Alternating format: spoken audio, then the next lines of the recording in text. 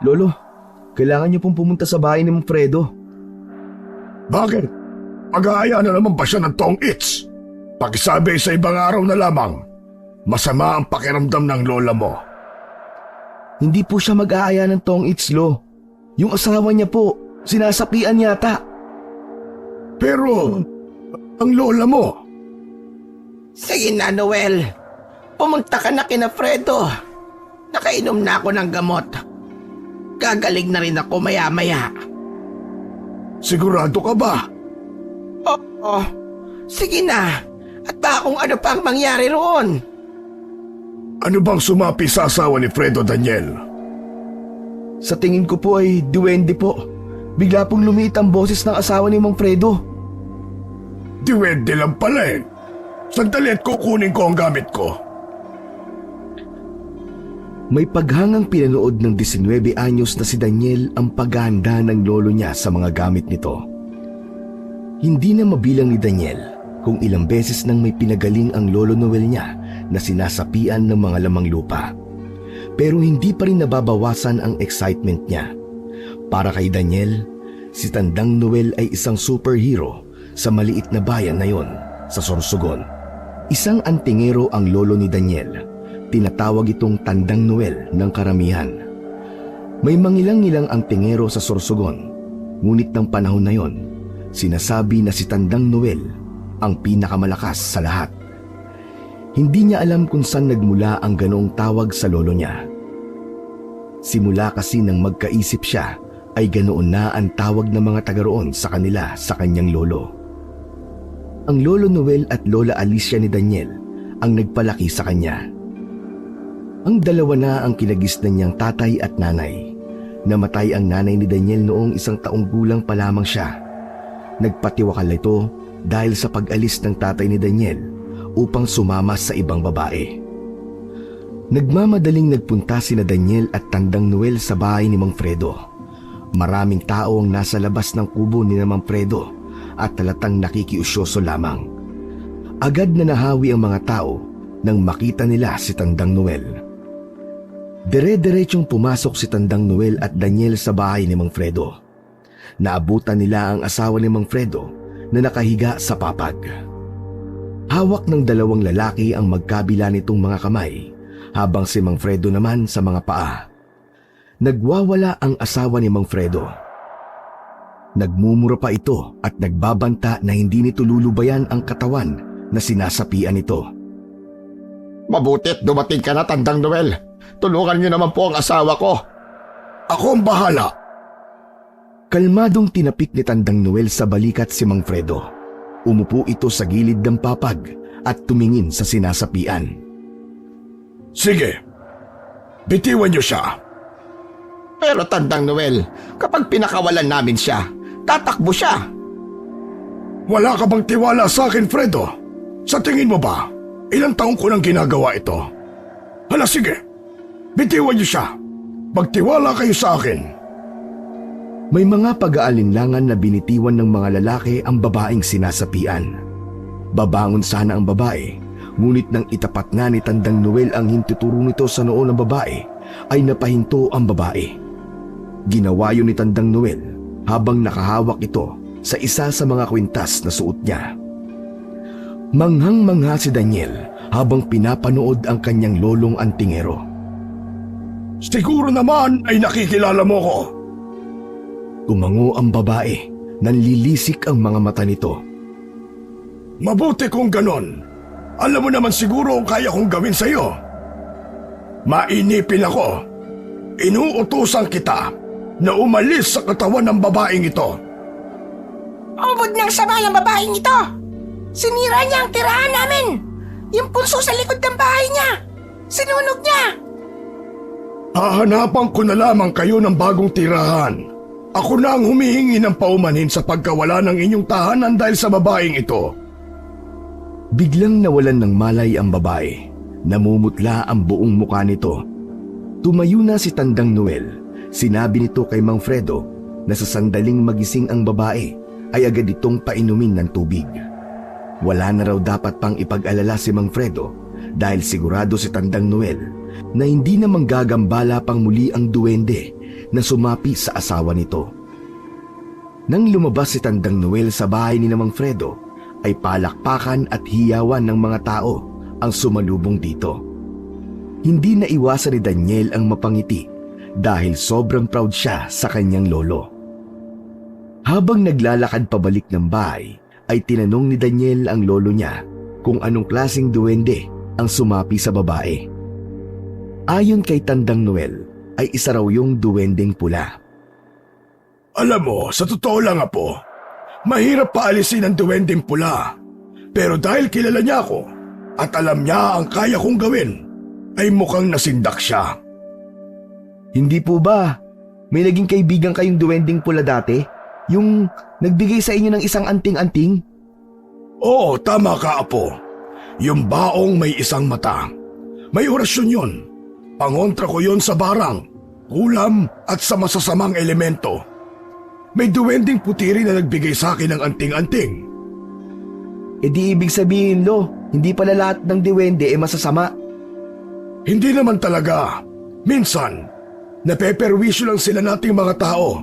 Madalas, hindi rin nating kasalanan kasi may iba sa atin na hindi sila nakikita. Pero grabe, Lolo. Ang astig niyo po talaga. Lalo na yung mga tattoo niyo sa katawan, oh. Gusto ko rin po magkaroon ng ganyan. May mga ibig sabihin ng lahat ng tattoo ko sa katawan na po. Hindi ko ipinalagay ang mga yan para lamang magmukha akong astig. Ang iba dyan ay orasyon at proteksyon. Saka wag mong pangarapin na magkaroon ng ganito sa katawan. Ibang tattoo siguro pwede pa sa'yo. Daniel, ayokong maging kagaya mo ko. Mataas ang pangarap namin ng Lola Alicia mo para sa'yo. Kaya nga kinukumbinsi ka namin na mag-aral sa bayan ng kolehiyo. Hindi na nagsalita pa si Daniel nang banggitin ng lolo niya ang tungkol sa pag-aaral niya sa kolehiyo. Alam niya na magiging mahaba ang pag-uusapan nila kapag ganon. Ilang taon na ang nakararaan nang matapos ni Daniel ang high school. Pinipilit siya ng lolo at lola niya na mag-aral, ngunit ayaw niya. Ang katwiran niya ay hindi pa niya alam kung anong kurso ang kukunin niya. Ngunit ang totoo, tinatamad na talaga siyang mag-aral. Ang gusto niya ay pag-aralan ang pagiging antingero ng lolo niya. Nais niya na maging katulad nito pagdating ng araw. Pero tutol naman doon ang kanyang lolo. Masyado raw mapanganib. Malaking responsibilidad daw yon at ang nais nito ay mabuhay siya ng normal. Nang makabalik na sina Daniel at Tandang Noel sa kanilang kubo, ay agad nilapitan ni Tandang Noel ang lola ni Daniel. Ilang araw nang nilalagnat si Lola Alicia. Ginagamot ito ni Tandang Noel, ngunit nakapagtataka na hindi yun gumagaling. Sinalat ni Tandang Noel ang noo at leeg ng kanyang mahal na asawa. Medyo bumababa na ang lagnat mo. Pero mas makabubuti siguro na dalhin ka na namin sa ospital sa bayan, Alicia.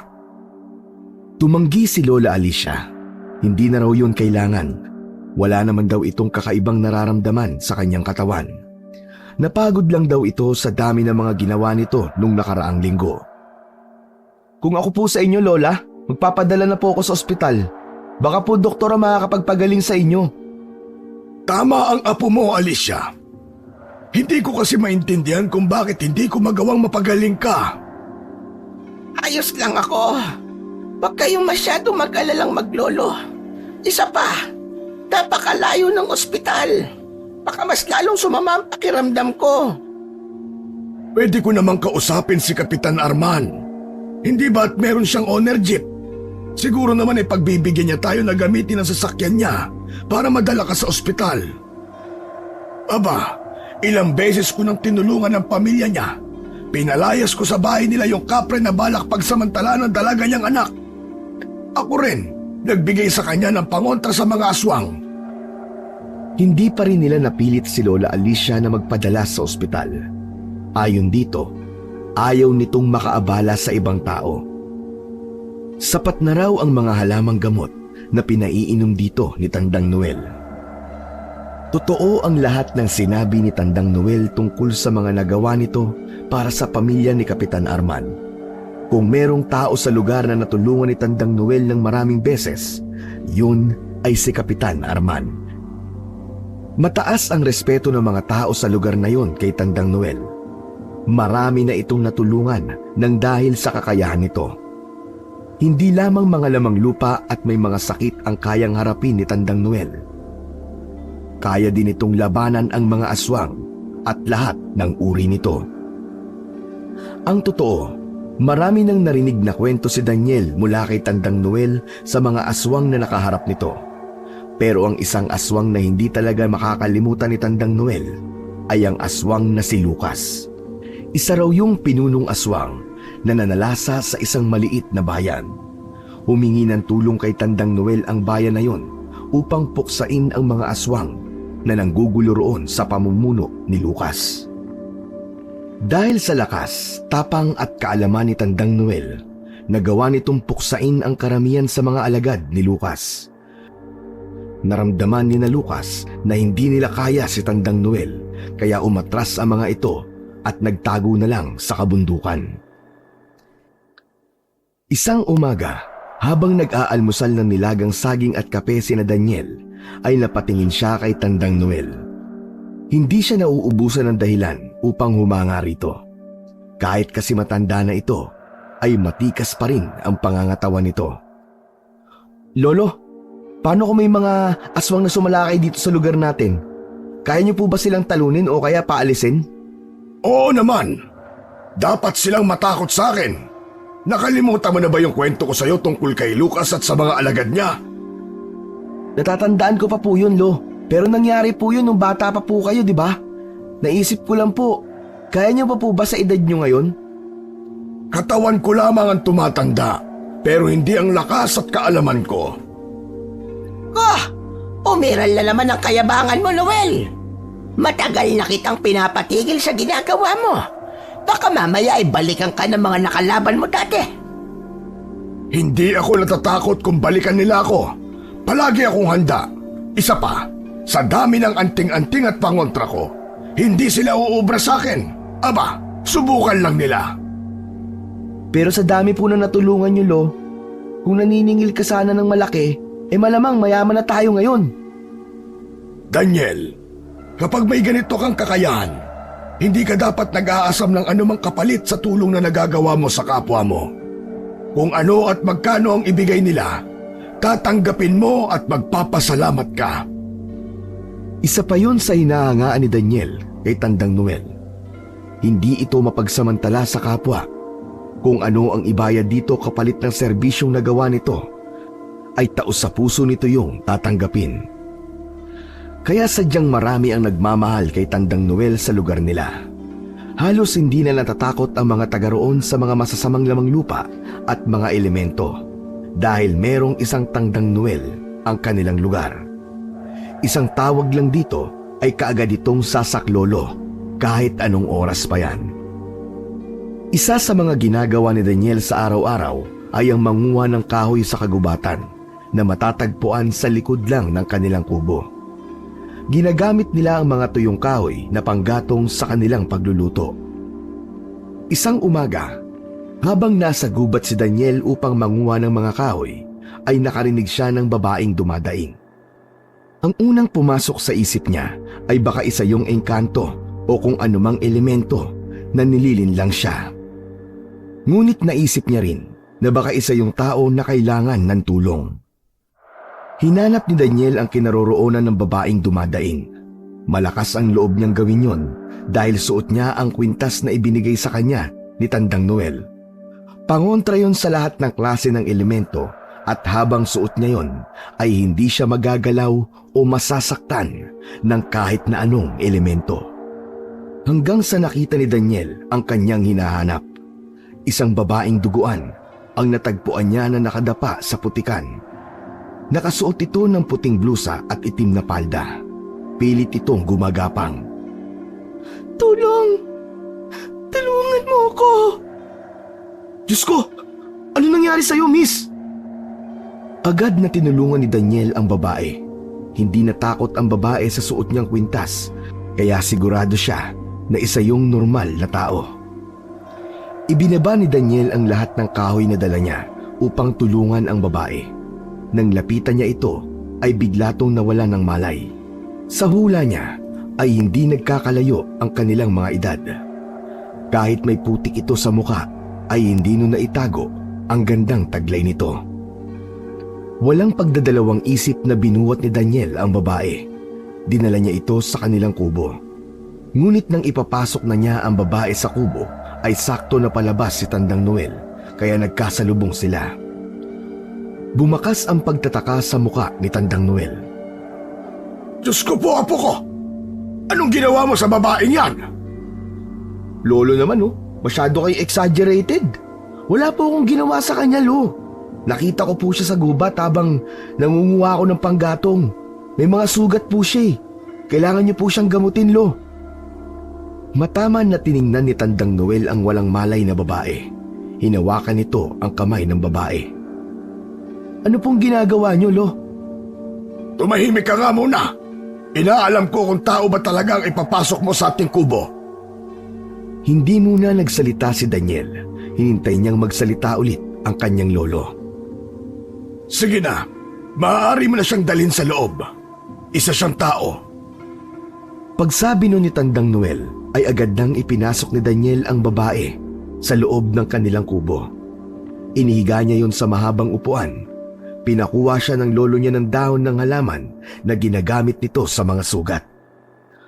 Habang nililinis ni Tandang Noel ang sugat ng babae sa braso at binti, ay kumuha na ng dahon si Daniel sa likod ng kubo. Pagkatapos nun, ay inabot na niya kagad yon sa lolo niya. Dinikdik ni Tandang Noel ang mga dahon at pinatakan ng katas nun ang mga sugat ng babae. Pagkatapos ay nilagyan yun ni Tandang Noel ng benda gamit ang puting tela na pinunit mula sa lumang damit.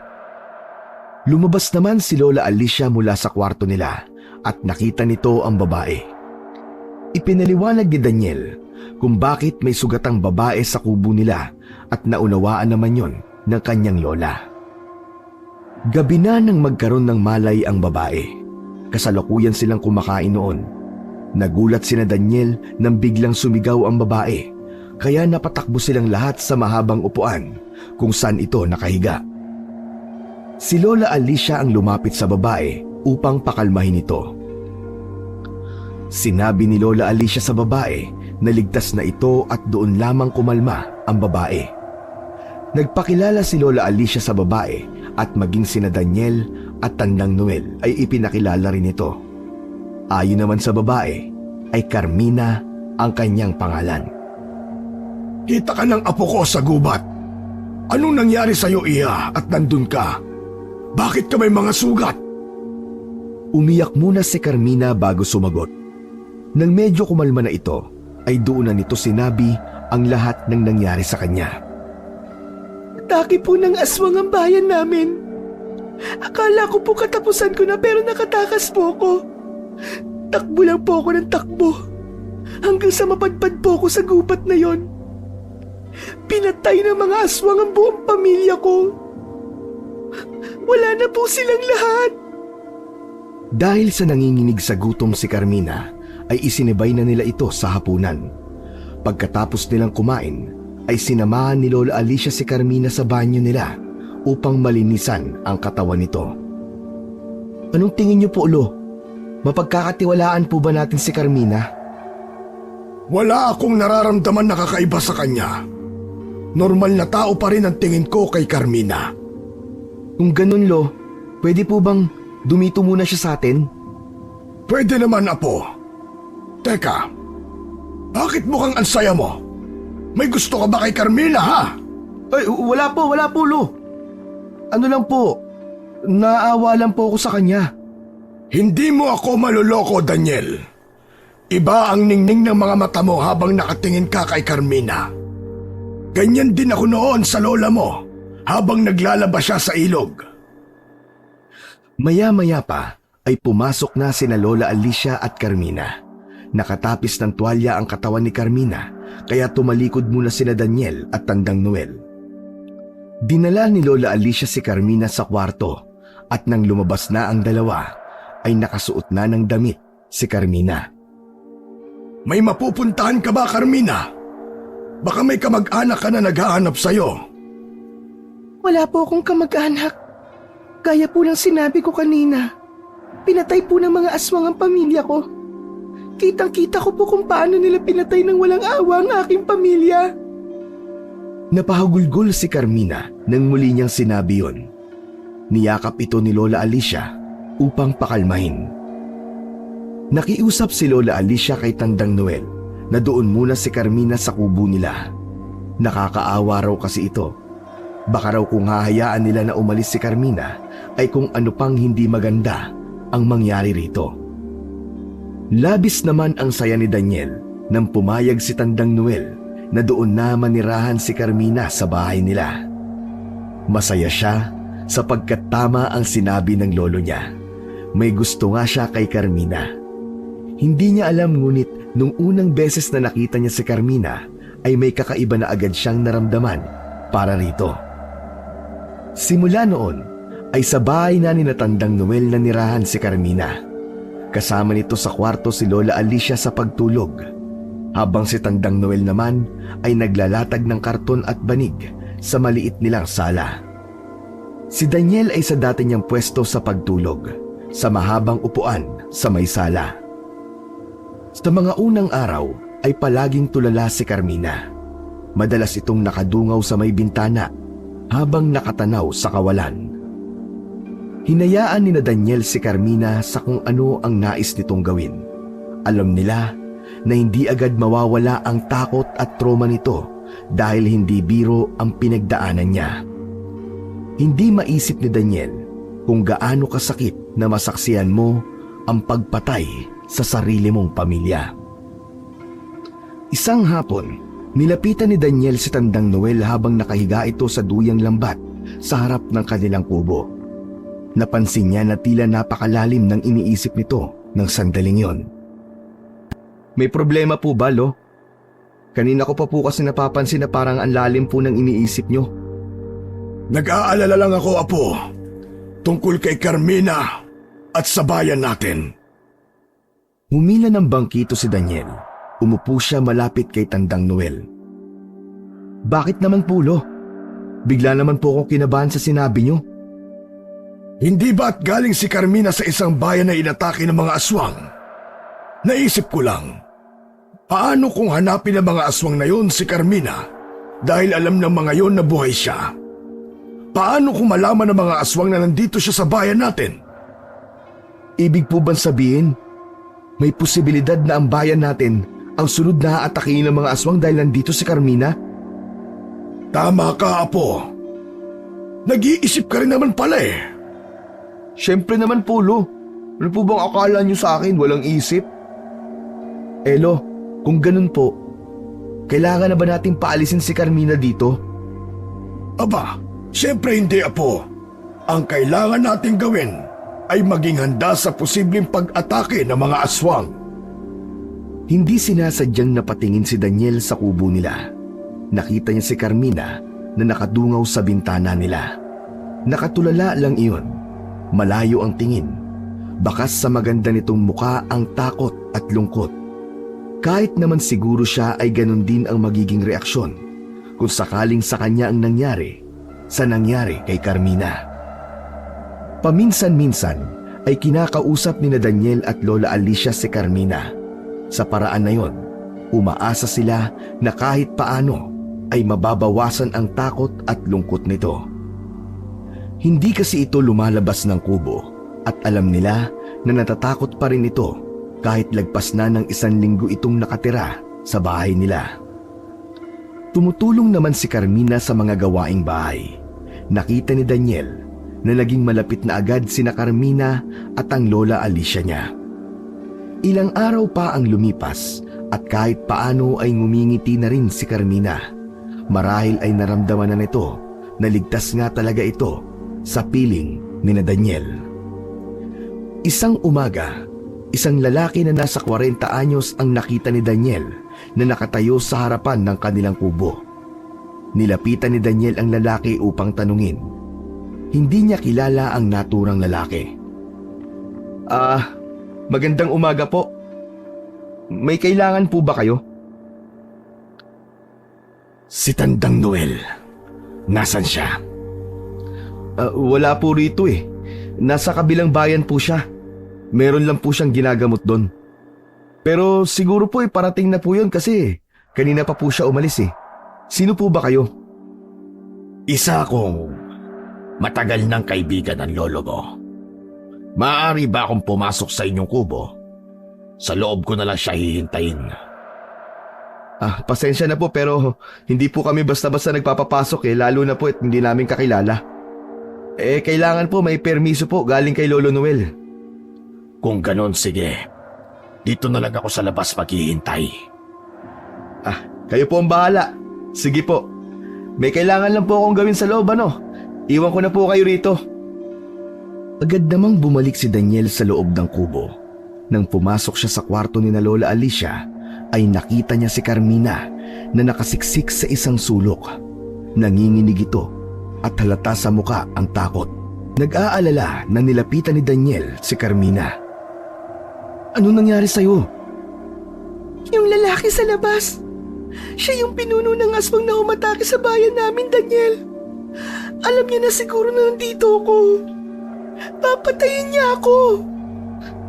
Kumalma ka, Carmina. Wala kang dapat ikatakot. Ligtas ka rito. Hindi siya makakapasok sa bahay na to kasi merong inilagay na pangontra si Lolo sa pinto. Hindi makakapasok ang kahit na sinong aswang o elemento kung walang isa sa atin na magpapapasok sa kanila. Sinilip ni Daniel ang lalaki sa labas. Nakatayo pa rin ito, nakatingin ng maitim sa kawalan. Makalipas ang isang oras ay nandoon pa rin ang lalaki. Sa tingin niya ay hindi yun aalis hanggat hindi yun nakakausap si Tandang Noel.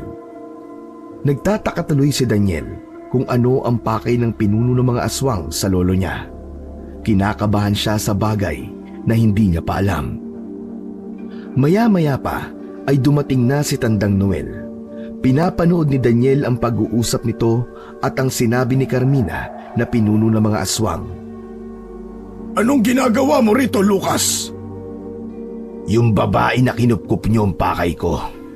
Wala akong balak na makipag-away sa iyo, Tandang Noel. Hindi ko alam kung ano ang gagawin mo kay Carmina.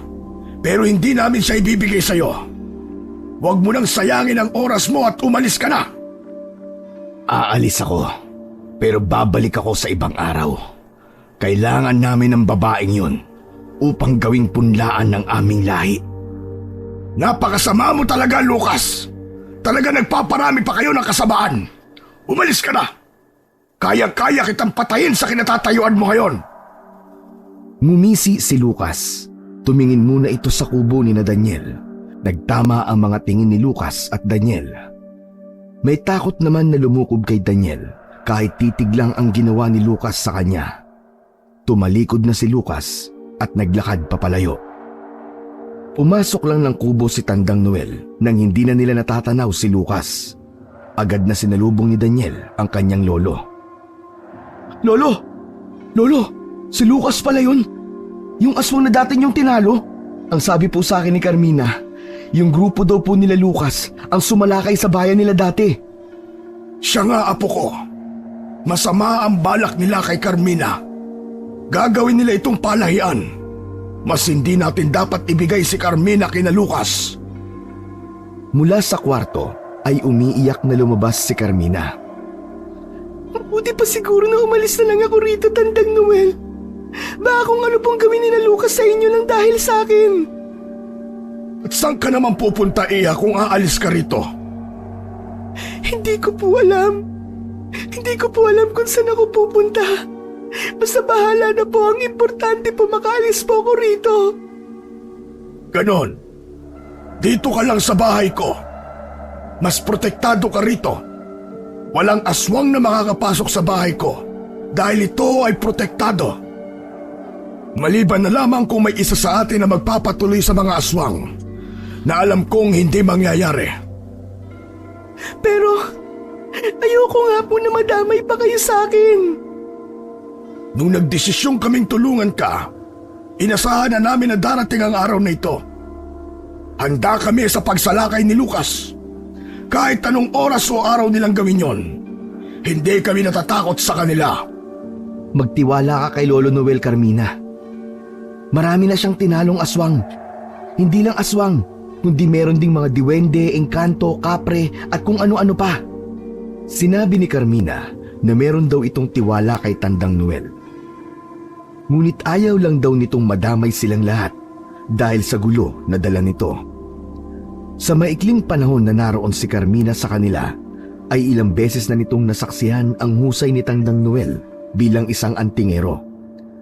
May ilan kasi sa mga tao sa kanilang lugar na nagpupunta pa sa bahay nila upang doon mismo magpagamot o kaya ay humingi ng tulong.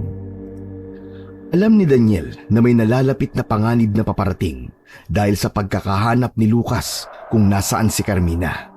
Maswerte ito dahil nasa kanila ito napunta.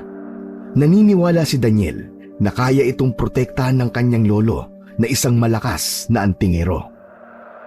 Isang umaga, isinama ni Daniel si Carmina sa palengke. Yun ay upang makalabas man lang ito kahit sandali. Ang sabi ni Lola Alicia ay magluluto sila ng adobong baboy na may itlog. Habang bumibili sila ng itlog, ay isang may edad na babae ang lumapit sa kanila. Kinalabit nito si Carmina at sa sinabi ng babae kay Carmina, ay nakita ni Daniel na kilala nun si Carmina. Kinumusta ng babae si Carmina at tinanong kung nahanap na ba ang nanay at tatay nito. Napansin ni Daniel ang pag-iwas ni Carmina sa babae at hinila siya bigla ni Carmina palayo sa babaeng bumati rito. Kilala mo ba ang babaeng yun? Hindi ko siya kilala. Pero ang sabi niya, kung nahanap mo na daw ba ang nanay at tatay mo, hindi ba't namatay na sila sa kamay ng mga aswang? Paano nawawala sila? Daniel, sinabi ko na hindi ko kilala ang babaeng yun. Malamang napagkamalan lang niya ako. Sa bagay, kung kilala ka niya, dapat alam niya na patay na ang mga magulang mo, di ba? Tumahimik na si Carmina matapos ng sinabing yun ni Daniel. Ngunit tila may pagdududa na umusbong sa isip ni Daniel. Kapansin-pansin kasi ang kaba sa mukha ni Carmina, lalo na nung kinausap ito ng hindi kilala na babae. Isa pang nagpadagdag ng duda niya ay ang pagmamadali ni Carmina na makauwi sa kanila. Panay ang lingon nito sa paligid na parang meron itong pinagtataguan. Naramdaman ni Daniel na merong itinatago si Carmina at yun ang kailangan niyang alamin. Hindi na muna sinabi ni Daniel sa lolo at lola niya ang napansin niya kay Carmina. Baka kasi mali lang siya ng naiisip tungkol sa babaeng pinatuloy nila sa kanilang tahanan. Nagdesisyon siyang alamin ang totoong pagkatao ni Carmina nang siya lamang ang kumikilos. Isang araw, sumama si Daniel kay Tandang Noel nang kausapin ito ang isang tikbalang na nagpaparamdam sa bahay ni Kapitan Arman. Ayon kay Kapitan Arman, isang linggo nang may naaamoy na mapanghe ang mga ito sa may likod ng bahay. Kung minsan nga daw, lalo na tuwing gabi, ay may naririnig silang halinhing ng kabayo kahit walang alagang kabayo sina Kapitan. Nang pumunta si Tandang Noel sa likod ng bahay nila Kapitan, ay nakiramdam lamang ito. Hindi lang isang tikbalang ang nandito. Dalawa sila. Kinausap ni Tandang Noel ang mga tikbalang. Ito lamang ang nakakakita sa mga yon. Ngunit habang kausap ni Tandang Noel ang dalawang tikbalang, ay merong naaamoy si Daniel na mapanghe. Sa pagkakaalam niya, isa yung indikasyon na merong tikbalang sa paligid. Base sa narinig ni Daniel na sinasabi ni Tandang Noel habang kausap ang dalawang tikbalang, ay nalaman nila na nagpapaligsahan ang dalawang tikbalang kung sino ang makakakuha sa dalagang anak ni Kapitan. Hindi niyo pwedeng galawin ang dalagang nakatira sa bahay na ito. Magkaiba kayo ng mundo. Ang tao ay para sa tao. Maghanap kayo ng mga kauri ninyo. Kilala niyo ko at alam niyo ang kaya kong gawin kapag hindi niyo nilubayan ang dalagang ito. Dinadaan ko kayo sa mabuting usapan. Ngunit kung magmamatigas kayo, ay gagamitan ko kayo ng dahas. Makalipas ang ilang minutong pakikipag-usap ni Tandang Noel, ay sinabi nito kay Kapitan Arman na nangangako ang mga tikbalang Nalulubayan na ang anak nito. Hindi na raw babalik doon ang mga tikbalang. Maraming salamat, Tandang Noel. Talagang napakahusay mo sa mga ganitong gawain. Oh, tanggapin mo ito. Pagpasensyaan mo na at yan lang ang meron ako. Nakita ni Daniel ang 100 pisong papel na inabot ng kapitan kay Tandang Noel. Labis-labis na ito, Kapitan. Kahit nga wala na eh. Hindi pwedeng wala, Tandang Noel. Napakaraming beses mo na ako natulungan. Basta kapag ikaw naman ang nangailangan, ay huwag kang magdadalawang isip na magsabi sa akin. Maraming salamat, Kapitan. Mauuna na kami ng apo ko. Itong ibinigay mong pera sa akin ay ibibili ko ng bigas. Malaking bagay na ito sa amin. Dumaan muna sina Daniel sa isang tindahan upang bumili ng bigas. Bumili na rin si Tandang Noel ng 1 lata ng sardinas. Masarap na ulam daw yon sa hapunan. Igigisa raw yon ni Lola Alicia at sasahugan ng maraming talbos ng kamote. Habang naglalakad sina Daniel pauwi sa kanilang bahay, ay bumalik sa isip niya ang napansin niya nung nasa palengke sila ni Carmina. Hanggang sa oras kasi na yon, ay wala pa rin siyang natutuklasan kay Carmina at kung totoo ba ang mga kwentong sinabi nito sa kanila. Lolo, may elemento po ba o aswang na kayang magpanggap na tao sila? Meron. Marami sila. Yung iba, hindi alam ng isang normal na tao na aswang o elemento na pala ang nakakausap o nakikita nila. Kung ganun po, posible bang may aswang o elemento na nagpapanggap na tao na makakapasok po sa bahay natin? Imposible, Apo. Maliban na lang kung isa sa atin na magpapapasok sa kanila. Alam mo namang protektado ang ating bahay, di ba? Teka, bakit mo pala na itanong yan? Nasabi ko na rin sa'yo dati ah. Naniniguro lang po ako, Lo. Bakit naman? Lo, paano po kung hindi pala tao si Carmina? Ibig mong sabihin, iniisip mo na isang aswang o elemento si Carmina? Daniel, tiningnan ko muna si Carmina bago ko siya pinapasok sa bahay natin. 100% akong nakakasiguro na siya ay tao. Dati, gusto mo siya. Ngayon pinagdududahan mo naman. Pambihira kang bata ka. Ano ba talaga? Wala lang po, Lo. Bigla ko lang pong naisip. Huwag niyo na po sanang sabihin kay Carmina mga sinabi ko sa inyo ngayon, Lo, ha? Natatawang inakbayan ni Tandang Noel si Daniel hanggang sa makarating sila sa kanilang tahanan. Isang tahimik na gabi, natutulog na sina Daniel. Bigla silang nagising dahil sa sigawan ng mga tao sa labas. Maging si Tandang Noel ay nagising sa mga sigawan. Agad silang bumangon nang marinig nila na meron daw aswang. Mabilis na isinuot ni Tandang Noel ang anting-anting nito laban sa mga aswang. Kinuha rin na Daniel ang sa kanya. Agad na kinuha ni Tandang Noel ang buntot ng pagi na nakasabit sa likod ng pinto. Habang si Daniel ay kinuha ang isang garapon ng asin sa kusina. Mauuna pa sana sa paglabas si Daniel, ngunit pinigilan siya ni Tandang Noel. Hindi ka sasama, Daniel. Dito ka lang. Pero Lolo, gusto kitang tulungan. Kailangan ko rin po matutong lumaban sa mga aswang. Hindi. Mapanganib. Hindi pinakinggan ni Daniel si Tandang Noel. Mabilis siyang tumakbo papunta sa mga taong nagkakagulo. Tinawag pa siya ng kanyang lolo, ngunit hindi niya yon pinakinggan. Nagulantang si Daniel nang makita niya ang isang lalaking aswang na paulit-ulit na kinakagat ang isang lalaki na nakahandusay sa lupa. Hindi na makalaban ang lalaki dahil sa dami ng sugat nito. Ang nasa utak ni Daniel ay kailangan niyang sabuyan ng asin ang aswang, ngunit naunahan siya ng pagkagulat. Nakatulala lamang siya. Yun kasi ang unang beses na nakakita siya ng aswang ng ganun kalapit.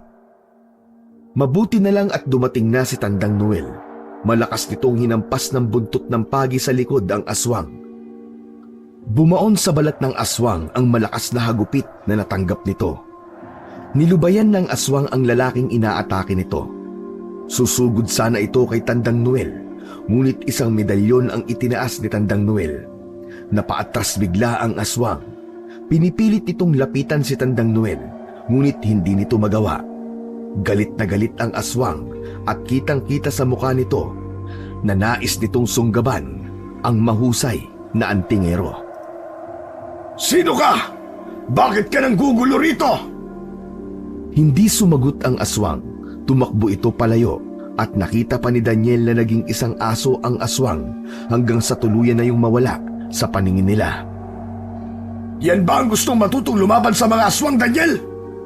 Nakakita ka lang ng aswang ay natulala ka na sa takot. Hindi po ako natatakot, Lo. Tama na ang palusot. Kitang-kita ka na nga eh. Kita mo, putlang-putla ang mga labi mo. Tiningnan ni Tandang Noel ang lalaking inatake ng aswang. Buhay pa yon. Tinawag ni Tandang Noel ang mga kalalakihan upang buhatin ang lalaki. Dinala ng mga yon ang sugatang lalaki sa bahay ni Daniel. Anong nangyari? Bakit may kaguluhan sa labas? May aswang na umatake. Ihanda niyo ang panlinis ko ng sugat. Kailangan magamot ang mga sugat niya. Kumilos agad si Lola Alicia. Kinuha nito ang mga kailangan sa paglilinis at paggagamot ng sugat. Habang ginagamot ni Tandang Noel ang sugat ng lalaki, ay maraming tao ang nakikiusyoso sa labas. Maging si Daniel ay pinapanood ang ginagawa ng kanyang lolo. Matapos ang panggagamot sa sugat, ay pinatawag nila ang pamilya ng lalaki upang maiuwi na ang sugatang lalaki. Lolo, sorry po ah. Aaminin ko po. Natakot ako nang makita ko po yung aswang. Di nga siguro po ako magiging kasing tapang nyo. Apo, hindi lang sa paglaban sa aswang pwede mong ipakita ang tapang mo. Maraming paraan. Hindi naman sa ayaw kitang matutong lumaban, pero sa nakikita ko sa'yo, hindi ka pa handa. Tandaan mo ito, Daniel. Sa oras na may aswang kang makaharap, huwag mong ipapakitang natatakot ka sa kanila. Iparamdam mo sa kanila na mas mataas ka sa kanila. Opo, tatandaan ko yan, Lo. Sorry po talaga. Kinaumagahan, sinamahan ni Daniel si Tandang Noel sa pagkuha ng mga panggatong. Naubos na ang panggatong nila, kaya marami na ang kailangan nilang makuha. Malapit na kasi ang tag-ulan at kapag ganoon ang panahon, ay nag-iimbak sila ng maraming kahoy. Sa gitna ng pangunguha ng panggatong ng maglolo, ay napansin ni Daniel na natigilan si Tandang Noel. Luminga ito sa paligid nila at suminghot-singhot pa. Ang bango! Amoy aswang! Mula sa kung saan ay may narinig silang pagtawa ng lalaki. Nagulat si Daniel nang biglang lumitaw sa unahan nila si Lucas. Nakakaloko ang ngising meron ito. Magandang umaga sa inyong dalawa. Sinabi sa akin ng inutusan kong aswang na nagawa mong iligtas yung inatake niya nung nakaraang gabi. Talagang napakahusay mo pa rin sa pagiging bayani, Tandang Noel. Kahit matanda ka na. Sabi ko na nga ba ikaw ang pasimuno sa pagsugod ng mahinang aswang na yun kagabi? Pero Lolo, wala ka namang sinabi na... Manahimik ka dyan, Daniel! Ama ka. Mahinang uri ang aswang na yon dahil isa lamang yung panimula. Dahil hindi mo ibinigay ang gusto ko. Pero hindi pa huli ang lahat, Tandang Noel. Bibigyan pa kita ng isang pagkakataon. Ibigay mo sa akin ang babaeng kinupkup nyo at walang mangyayaring kaguluhan sa lugar mo. Hindi ako natatakot sa kaguluhang sinasabi mo, Lucas. Sa tingin mo ba, kaya mo ang puwersa ng aking grupo? Marami kami. Mag-isa ka lang, tanda. Minamaliit mo ba ako, Lucas? Baka nakakalimutan mo minsan ko na kayong tinalo. At isa pa, alam kong tutulungan ako ng mga tao sa lugar na ito. Mga tao lang sila. At natural na sa tao na iligtas ang sarili nila sa oras ng kaguluhan. Iiwan ka nila, Tandang Noel. Yan ang tatandaan mo. Umalis ka na, Lucas! Nakakasira ka ng araw! May pagbabantang tiningnan ni Lucas si Tandang Noel. Wala na itong nagawa, kundi ang maglakad papalayo. Pinalakpakan naman ni Daniel ang kanyang lolo dahil sa ginawa nito. Grabe ka, Lo! Para kang action star kung makipag-usap doon kay Lucas. Sinabi ko naman sa'yo, dapat ay hindi ka magpapakita ng takot sa mga aswang.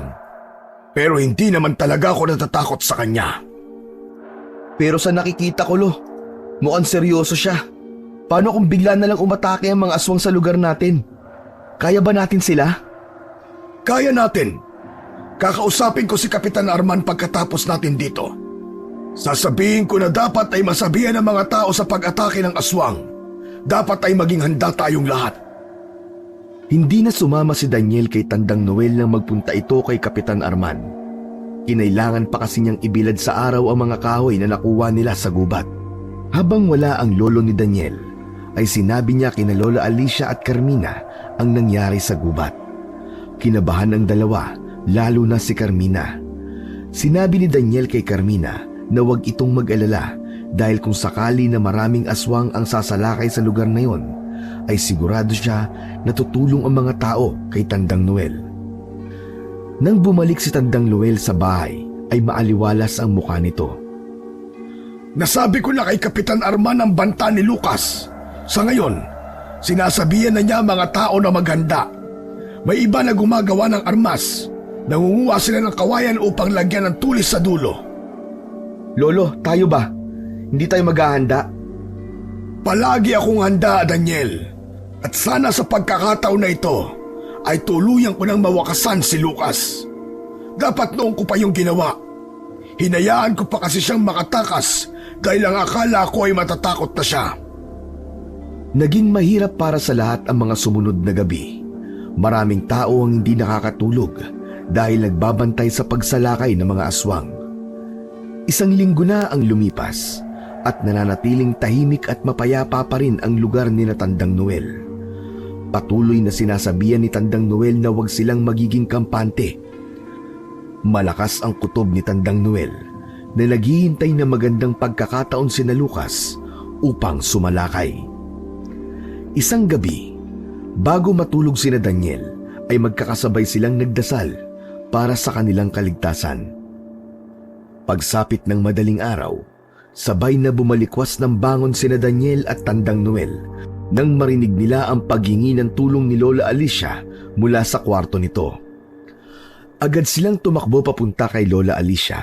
Nagulantang sila nang makita nila ang isang aswang na inaatake ang matandang babae. Duguan na si Lola Alicia. May malaking kagat ito sa leeg. Daniel! Ang buntot ng pagi! Bilisan mo! Mabilis na kinuha ni Daniel ang buntot ng pagi, ngunit nang makabalik siya sa kwarto ni Lola Alicia ay wala na ang aswang. Nasa sahig na si Tandang Noel habang yakap si Lola Alicia. Lolo, ano nangyari? Huwag kang mag-alala. Buhay pa ang lola mo. Humihinga pa siya. Hindi ko siya kayang gamutin sa mga sugat na meron siya ngayon. Kailangan ay madala natin siya sa ospital. Isang paraan ang parehas na pumasok sa isipan ni Daniel at Tandang Noel. Binuwat ni Tandang Noel si Lola Alicia. Tumakbo sila kasama si Daniel sa bahay ni Kapitan Arman. Malakas at sunod-sunod na kinatok ni Daniel ang pinto ng bahay ng kapitan. Agad yung bumukas at si Kapitan Arman ang bumungad sa kanila. Nagulat ito nang makita si Lola Alicia na duguan. Diyos ko po! Ano nangyari kay Aling Alicia? Inatake kami ng aswang. Nakapasok sa bahay namin, Kapitan. Baka pwedeng gamitin ang sasakyan mo. Kailangan naming madala si Alicia sa ospital. Hindi agad nakasagot si Kapitan Arman. Tila nag-iisip pa ito. Maya-maya pa ay nakarinig sila ng alulong ng mga aso sa hindi kalayuan. May mga pagaspas mula sa malalaking ibon sa itaas nila. Bumakas ang takot sa muka ni Kapitan Arman. Pasensya ka na, Tandang Noel, pero hindi pwede sa sasakyan ko. Nasira kasi yun. Mukhang hindi na maayos pa. Para mo ng awa, Kapitan. Tulungan mo kami. Hindi ko kayang mawala ang asawa ko. Baka po may kakilala kayo na may sasakyan, Kapitan. Pasensya na talaga, pero wala akong maitutulong sa inyo. Biglang isinarado ni Kapitan Arman ang pinto.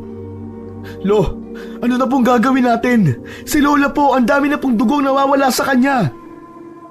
Pilit na tinatapangan ni Tandang Noel ang sarili. Kumatok sila sa mga bahay pero walang nagbubukas sa kanila.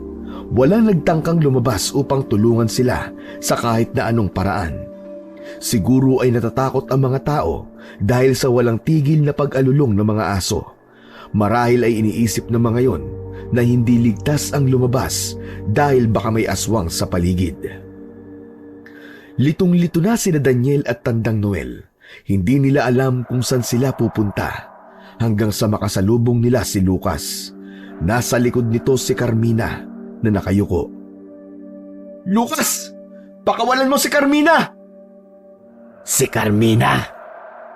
Hindi ko siya bihag. Isa siyang pain para sa inyong kaalaman. Siya ang nagpapasok sa akin sa bahay niyo upang magawa kong patayin ang asawa mo, Tandang Noel." "Hindi totoo yan. Hindi totoo yan, Carmina. Sabihin mo nagsisinungaling lang ang Lucas na yan." Patawarin niyo ako, Daniel. Pero totoo ang sinabi ni Lucas.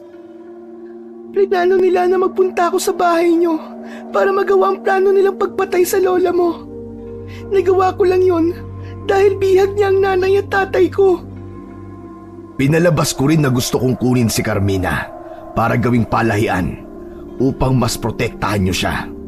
Para hindi niyo siya pakawalan. Anong pakiramdam na nawala ang isa sa mga pinagkukunan mo ng lakas, ha, Tandang Noel? Anong pakiramdam na tinalikuran ka ng mga taong tinulungan mo dati? Marahang ibinaba ni Tandang Noel ang katawan ni Lola Alicia. Galit na galit itong sumigaw at sinugod si Lucas. Ngunit sa isang kisap mata ay nawala si Lucas kasama si Carmina.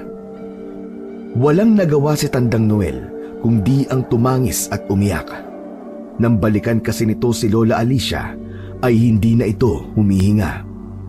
Tuluyan nang nalagutan ng hininga ang mahal nitong asawa na nakasama nito ng napakaraming taon. Inilibing ni Daniel at Tandang Noel ang bangkay ni Lola Alicia sa gilid ng kanilang kubo. Hindi na muling umiyak si Tandang Noel, ngunit alam ni Daniel na abot langit ang pagluluksa nito. Ang dating masayang bahay nila ay tinakasan ng ingay at saya sa pagkawala ni Lola Alicia. Halos napabayaan na ni Tandang Noel ang sarili dahil minsan lang ito kung kumain. Sa tuwing lumalabas at naglalakad ay umiiwas sa mga tao sa kanila. Hindi makatingin ng mga yon dahil sa kahihiyan. Alam ng mga tao na naging bukas ang mga kamay ni Tandang Noel nung panahon na sila ang may pangangailangan. Ngunit nang si Tandang Noel naman ang may kailangan ng tulong, ay wala man lang tumulong dito, kahit isa. Nalaman din nila Daniel na hindi totoong sira ang sasakyan ni Kapitan Arman dahil ng sumunod na araw ay umalis ang buong pamilya nito sa lugar na yon gamit ang sasakyan. Sa tingin ng lahat ay tumakas na si Kapitan Arman dahil sa takot na muling sumalakay ang mga aswang. Isang araw, nagmamadaling umuwi si Daniel sa bahay. Naabutan niya si Tandang Noel na nakahiga sa duyan habang nakatingin sa kalangitan. "Lolo, pinapatawag po kayo ni Aling Nora. Yung bunso niya po kasing anak, sinasapian po yata ng demonyo." "Ano naman ngayon? Hayaan mo sila." "Pero Lo, hindi na nila makontrol yung bata. Kailangan nila ng tulong nyo." "Nung kailangan ni Alicia ng tulong, tumulong ba sila? Inuna pa nila ang takot nila. Hindi nila naisip ang napakaraming bagay na nagawa ko para sa kanila." "Lolo, tungkulin niyo po ang tulungan sila. Ikaw ang pinakamahusay na antingero dito sa lugar natin." "Wala na akong pakialam sa kanila. Daniel, tapos na ang pagiging antingero ko." Bumaba ng duyan si Tandang Noel at dire-diretsyong pumasok sa loob ng kanilang kubo. Malungkot na napapailing si Daniel. Naiintindihan niya kung bakit nawalan na ng gana ang lolo niya na tumulong sa ibang tao gamit ang kaalaman nito. Alam niya na galit ang lolo niya sa mga tao sa lugar nila, ngunit para kay Daniel, kahit sabihin ni Tandang Noel na tinalikuran na nito ang pagiging antingero, ay hindi na yun kailanman mawawala sa pagkatao nito. Dahil sa alam ni Daniel na hindi talaga tutulungan ni Tandang Noel yung batang sinasapian ng demonyo, ay siya na ang kumilos. Kinuha niya ang mga gamit ng lolo niya na alam niyang kailangan niya sa pagpapalayas ng demonyo. Isinuot niya ang lahat ng anting-anting kahit hindi niya matandaan kung para saan ang mga yon. Tumakbo si Daniel sa bahay ng batang sinasapian. Tinakot niya ang demonyo gamit ang mga pangontra. Tila isang himala naman na nagawang mapaalis ni Daniel ang demonyo sa katawan ng batang sinasapian. Iyak ng iyak ang nanay ng bata habang nagpapasalamat sa kanya. Pagod na pagod nang umuwi si Daniel. Naabutan niyang nakahiga ang lolo niya sa papag na noon ay tinutulugan ng kanyang lola. Yakap ni Tandang Noel ang paboritong bestida ni Lola Alicia. Si Daniel na ang nagluto ng pagkain nila para sa hapunan. Matapos magluto ay tulog pa rin ang kanyang lolo kaya ginising niya na ito. "Lolo, kain na po tayo." Hindi ako nagugutom. Mauna ka nang kumain. "Pero Lo, hindi ka pa nagtanghalian kanina. Imposible po na hindi ka pa gutom." Kakain ako kung kailan ko gusto, Daniel. Huwag mo na akong pilitin. Natahimik si Daniel sa sinabi ng kanyang lolo. Awang-awa na siya sa kanyang lolo. Mahigit 1 linggo na simula nang mawala ang lola niya at pakiramdam niya ay nawalan na rin ng ganang mabuhay ang kanyang lolo. Natatakot siya na baka kapag nagpatuloy ang ganong gawain ni Tandang Noel ay may hindi magandang mangyari rito. Alam ni Daniel na hindi lamang ang pagkamatay ni Lola Alicia ang nagpapalungkot kay Tandang Noel. Kasama na roon ang pagtalikod ng mga tao sa kanila nung kailangan nila ng tulong. Sa mga naisip na yon ni Daniel ay naging emosyonal siya at hindi niya napigilan ang pag-agos ng mga luha sa kanyang mata. "Lolo, parang niyo na pong awa oh. Huwag niyo naman pong pabayaan ang sarili niyo. Ayoko pong pati kayo ay mawala. Hindi ko po kakayanin kapag mag-isa na lang po ako sa buhay. Kaya sana po, lumaban po kayo, Lolo. Kailangan ka po ng bayan na to. Kailangan po kita, Lolo." Suminghot si Daniel. Tumalikod siya at nagtungo sa kusina. Mag-isa siyang kumain habang walang patid ang luha. Umasa siya na sa sinabi niya ay matatauhan ang kanyang lolo. Ngunit hanggang sa natapos na siya sa pagkain ay nasa kwarto pa rin si Tandang Noel. Sa tuwing may kailangan ng serbisyo ni Tandang Noel at sa tingin ni Daniel ay kaya niya, ay siya muna ang gumagawa. Lahat ng yon ay inilihim niya kay Tandang Noel. Alam ni Daniel na kapag nalaman ng lolo niya ang ginagawa nito, ay magagalit yun sa kanya. Nagkaroon din na magandang bunga ang palaging panonood ni Daniel kay Tandang Noel sa tuwing meron itong ginagamot at tinutulungan. Kahit paano ay natandaan niya ang mga ginagawa nito noon. Isang araw, may pinuntahan si Daniel na isang bahay na ginagambala ng mga duwende. Mabuti na lang at mga diwending puti ang kinaharap niya. Alam niya na mababait ang mga yon at kung minsan ay mapaglaro. Napakiusapan naman niya ang mga duwende na umalis na lamang sa bahay na yon. Sa mga ginawang pagtulong ni Daniel, naramdaman na niya ang kasiyahan na makatulong sa kapwa. Alam niya na ganon din ang nararamdaman ni Tandang Noel sa tuwing may matutulungan ito. Naiintindihan na niya kung bakit hindi naniningil ng malaki ang lolo niya. Yung makita niya na maayos na ang lahat at yung pasasalamat ng mga tao ay masasabi ni Daniel na sapat na para sa kanya. Masayang umuwi si Daniel sa bahay nila.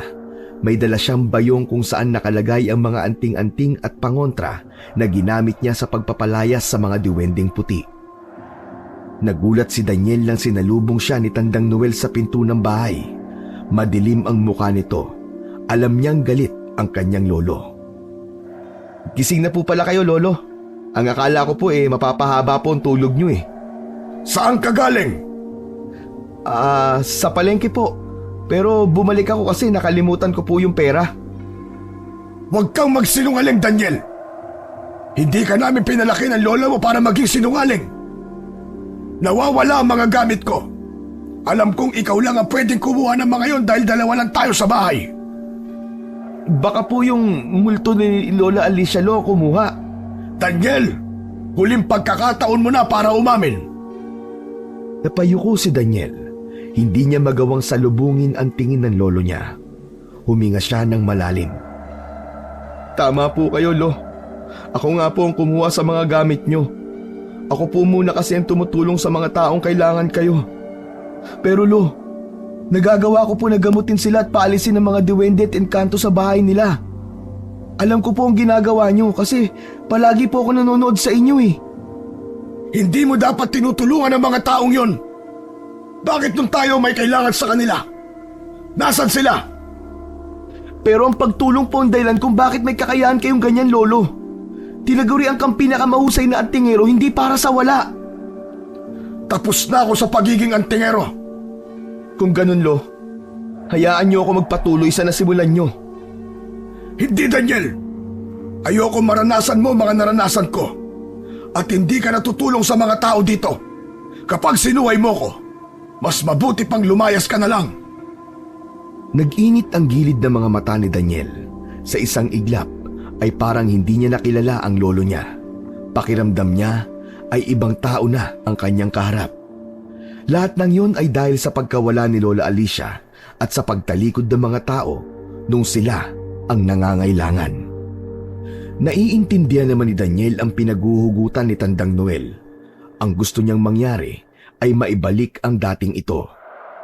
Naniniwala siya na nasa loob pa rin ni Tandang Noel yung bersyon nito na bukas ang puso sa pagtulong.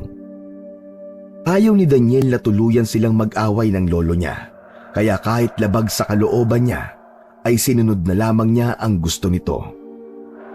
May isang beses na habang nasa palengke siya, ay may isang matandang babae ang lumapit sa kanya. Nakiusap ang matanda kay Daniel na baka pwedeng gamutin nito ang apo nito na tinubuan ng sugat sa buong katawan. Naramdaman ni Daniel ang lungkot sa pagsasalita ng matandang babae. Pasensya ka na po, Lola. Pero hindi na po ako nanggagamot. Mapapagalitan po ako ng lolo ko eh. Hindi tumigil ang matandang babae. Patuloy itong nakiusap sa kanya hanggang sa umiyak na ito. Malambot ang puso ni Daniel pagdating sa matatanda dahil lumaki siya sa piling ng lolo at lola niya. Sige na po. Huwag na po kayong umiyak. Pero Lola, ipangako niyo po huwag niyo pong sasabihin sa iba na gagamutin ko po ang apo niyo. Baka po makarating kay lolo eh. Mapagalitan po ko. Masayang nangako ang matandang babae na gagawin nito ang sinabi ni Daniel. Sinabi ng matandang babae na nakatira ito malapit sa paanan ng bundok, doon daw sa tabi ng sapa. Kaya lang Lola, mamayang gabi ba po ako makakapunta sa bahay niyo? Hihintayin ko po munang makatulog si Lolo para makatakas po ko. Pumayag naman ang matandang babae at sinabi nito, aasahan daw ang pagdating ni Daniel. Matapos ang hapunan ay inayos na ni Daniel ang mga hugasin. Lihim siyang nagpasalamat dahil sumabay si Tandang Noel sa pagkain niya. Matapos kumain ni Tandang Noel ay dumiretso na ito sa kwarto. Naghintay pa ng ilang oras si Daniel. Nang pumatak na ang 10:00 ng gabi ay sinilip niya ang lolo niya sa kwarto. Patagilid itong nakahiga at nakatalikod sa gawi niya. Tinawag niya ng ilang beses ang pangalan nito at nang hindi na ito sumasagot ay naisip niya na mahimbing na ang tulog nito. Kinuha ni Daniel ang bayong. Isinilid niya na ron ang mga bagay na alam niyang magagamit niya para gamutin ang apo ng matandang babae. Bago umalis si Daniel ay tiningnan muna niya ang natutulog na si Tandang Noel. Patawarin niyo po ako, Lolo. Pero hindi ko po talaga kayang matiis na hindi tulungan yung matandang babae. Matapos yun, ay tuluyan nang lumabas si Daniel. Nilakad niya ang kadiliman at katahimikan ng gabi. Ilang minuto siyang naglakad bago niya narating ang bahay ng matandang babae. Nakita niya ito na nakaupo sa hagdan ng kubo nito. Agad siya nitong sinalubong na may saya sa muka. Nasaan na po ang apo niyo, Lola? Sa loob! Halika! Tuloy ka, iho! Tuloy ka! Naunang maglakad ang matandang babae Habang nakasunod naman si Daniel, bigla siyang nakaramdam ng kakaiba sa paligid. Pakiramdam niya ay may kung anong panganib ang naghihintay. Ngunit inalis ni Daniel ang bagay na yon sa isip niya. Baka kasi hindi niya magamot ng maayos ang apo ng matanda kung hahayaan niyang pamahayan siya ng negatibong pakiramdam na yon. Pagpasok ni Daniel sa kubo ng matandang babae, ay nalaman niya na wala yung kwarto. Gasera ang ilaw doon. Wala siyang nakitang ibang tao kundi ang matandang babae na nakatalikod sa kanya. Lola, nasa na po ang apo niyo? Dalhin niyo na po siya sa akin para masimulan ko na po ang panggagamot sa kanya. Hindi sumagot ang matandang babae. Nanatili itong nakatalikod. Hanggang sa naramdaman ni Daniel ang paggalaw ng bitbit niyang bayong. Nagtataka niyang binuksan ang bayong at nakita niya ang isang maliit na bote na may laman na langis. Kumukulo yun. Yung pala ang dahilan ng paggalaw ng bayong. Hindi niya napansin na nadala pala niya ang bote na yon. Natatandaan niya na sinabi na Tandang Noel na kapag kumukulo raw ang langis sa loob ng bote na yon, ibig sabihin daw ay may aswang sa paligid. Malalaman niya raw kung gaano kalapit ang aswang, depende sa pagkulo ng langis. At sa matinding pagkulo ng langis sa bote, alam ni Daniel na sobrang lapit lang ng aswang sa kanya. Inilabas ni Daniel ang bote mula sa bayong. Lola, may aswang sa labas ng kubo niyo. Kailangan natin mag-ingat. Mali ka! Wala sa labas ng kubo ang aswang, kundi nandito sa loob. Teka, ano pong ibig niyong sabihin? Biglang humarap ang matandang babae.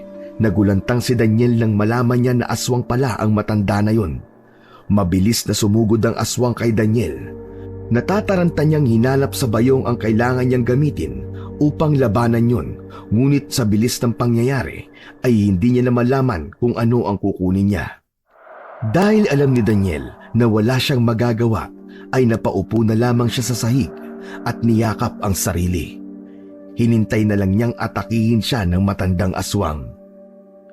Ngunit napatingala siya nang may pumatak na dugo sa braso niya.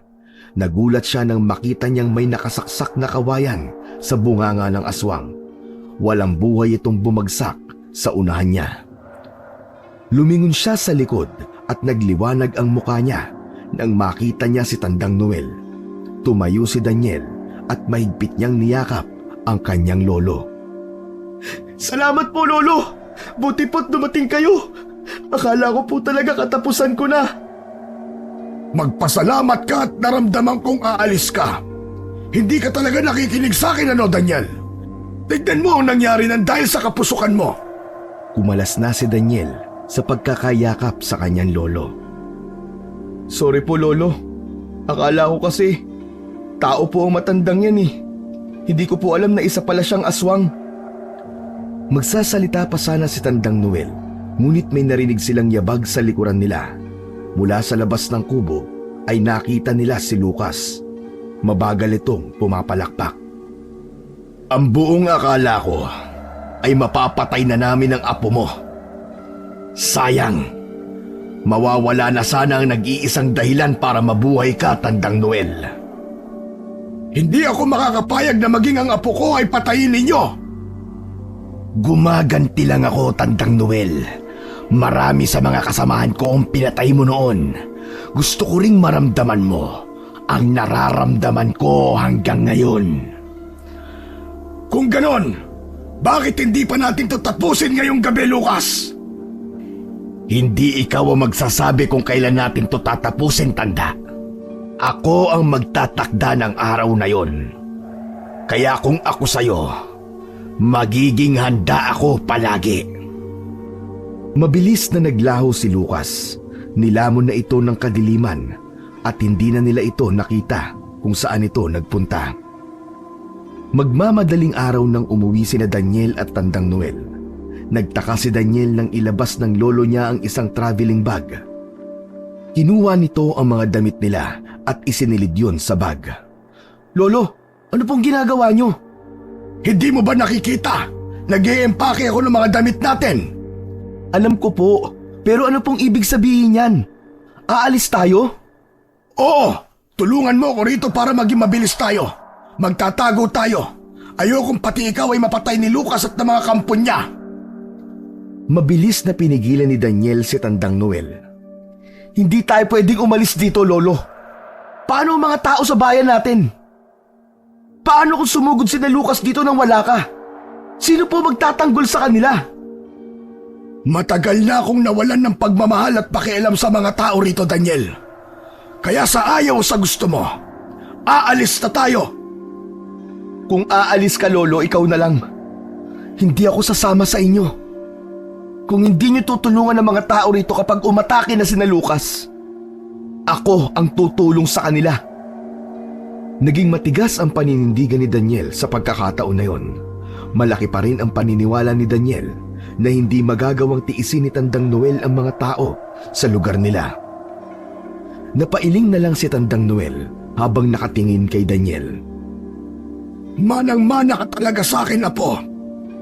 Apo nga kita. Kung anong gusto mo, yun ang ginagawa mo. Tutal, hindi ko kayang umalis nang hindi ka kasama. Hindi na tayo aalis. Pero ito ang tatandaan mo, Apo. Hindi tayo tutulong sa mga tao kapag umatake na dito sina Lucas. Lihim na nagdiwang si Daniel sa naging desisyon ni Tandang Noel. Ang totoo kasi ay nilakasan niya lamang ang loob niya nang sabihin niyang magpapaiwan siya sa kubo nila kahit alam niya na hindi niya kayang hindi niya kasama roon si Tandang Noel.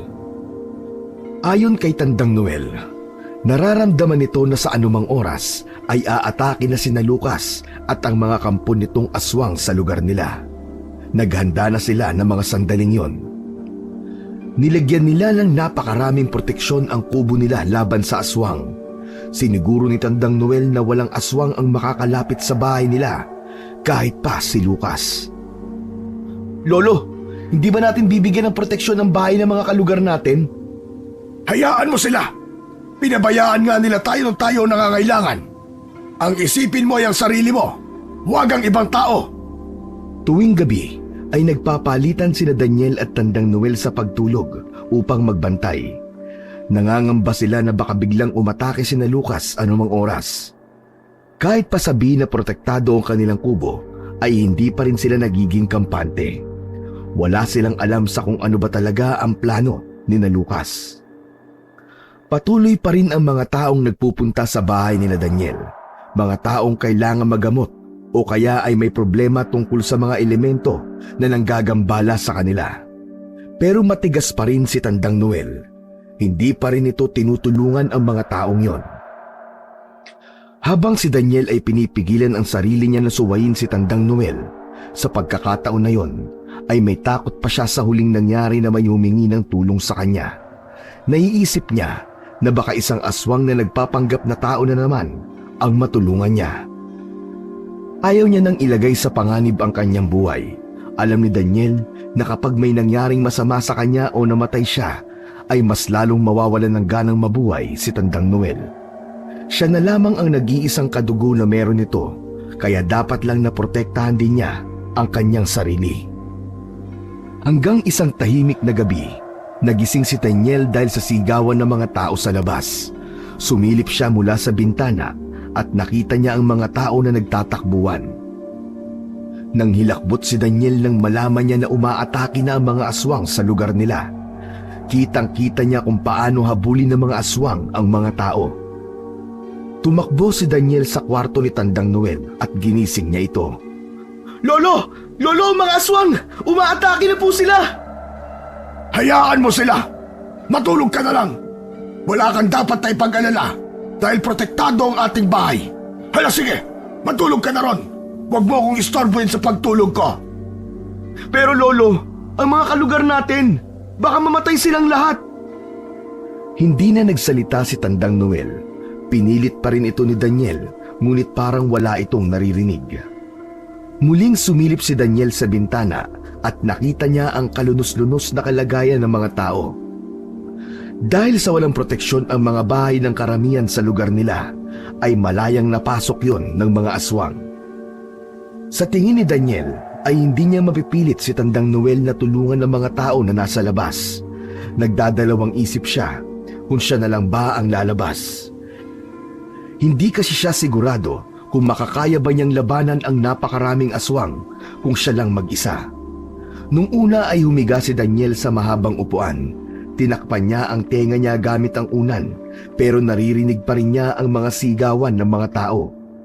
Humihingi ng saklolo ang mga yon. Hindi na nakatiis si Daniel. Bumangon siya at kinuha ang buntot ng pagi. Isinuot niya sa leeg niya ang isang anting-anting na hindi niya alam kung para saan.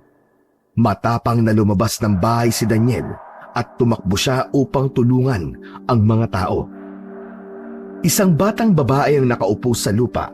Malakas na umiiyak ang bata dahil nasa harapan nito ang isang aswang. Sinugod ni Daniel ang aswang at paulit-ulit niya itong hinampas ng buntot pagi hanggang sa tuluyan itong bumagsak. Sinabihan ni Daniel ang batang babae na magtago ito at huwag lalabas hanggang naroon pa ang mga aswang. Bakit ikaw lang ang nakikipaglaban sa mga aswang? Nasaan ang lolo mong antingero? Nagulat si Daniel nang marinig niya ang boses ni Lucas sa likuran niya. Hinarap ni Daniel ang pinuno ng mga aswang. Umalis na kayo rito, Lucas!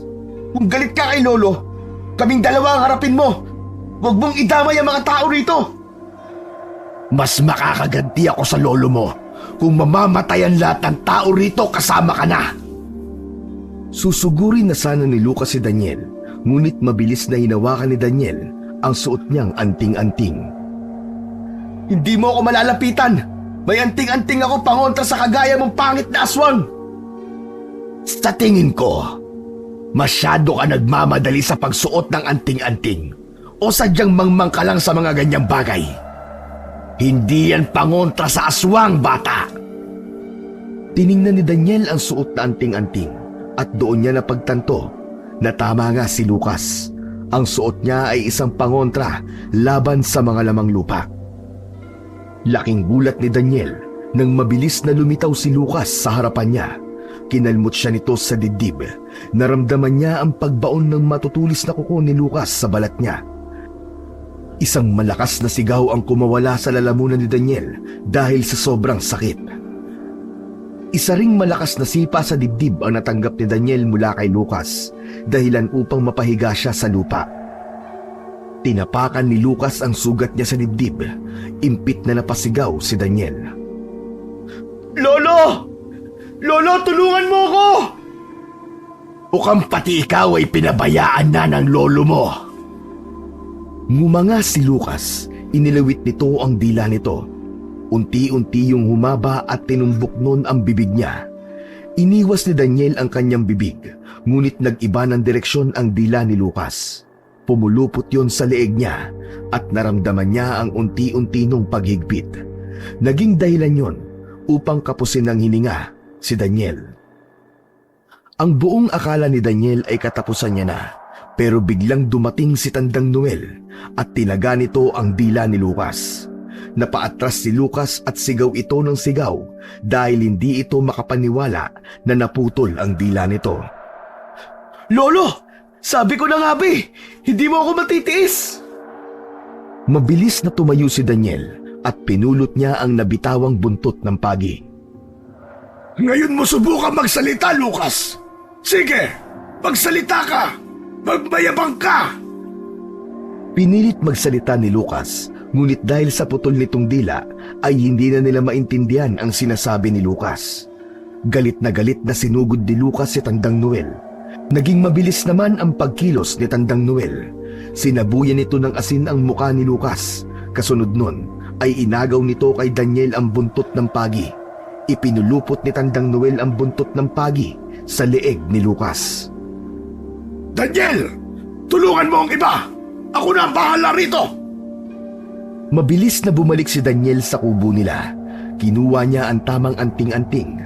Kumuha pa siya ng isa pang anting-anting na pangontra sa aswang. Napansin niya kasi na walang suot na ganon si Tandang Noel. Dinala na rin niya ang isa pang buntot ng pagi na nakatago sa kwarto ng kanyang lolo. Ngunit paglabas ni Daniel ng bahay ay may isang aswang ang umatake sa kanya.